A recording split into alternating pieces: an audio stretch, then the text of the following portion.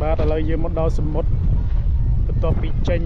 អូជាប់មកឥឡូវយើងមកដល់សមុទ្រហើយសមុទ្រធម្មជាតិនៅខាងពហុបំណងបូឡានមកលេងដែរបងប្អូនទៅនោះពហុបំណងនៅក្រោមសេកសក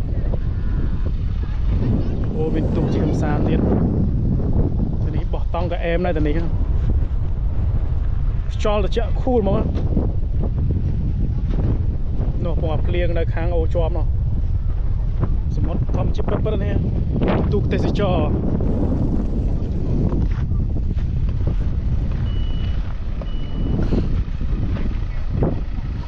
មានលក្ខណៈគ្រួសារមកដែរហ្នឹងអូចិនបិទភ្លើងឡាននោះ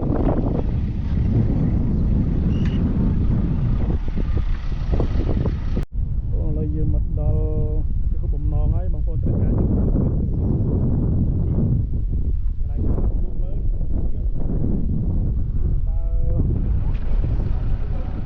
ធំមកកន្លែងដល់សេកស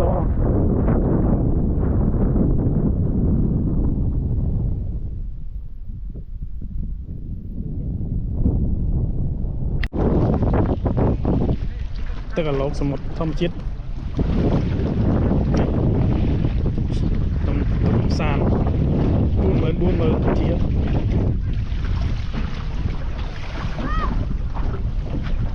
ប្រឡូកធម្មជាតិ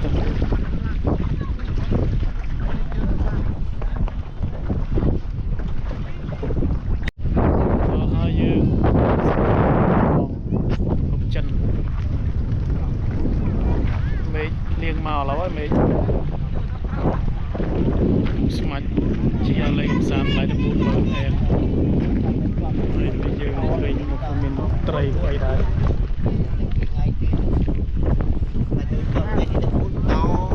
ត្រីឆ្ពិនគេមើលតែមកកលៀកយ៉ាងត្រីសដាយត្រីអី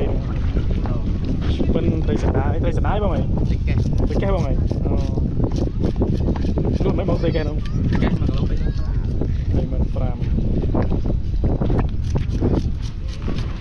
រកបានរាល់ថ្ងៃបងនេះបង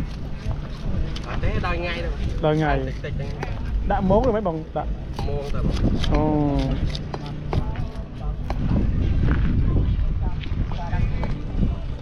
ចេះប្រាក់អីនេះចេះ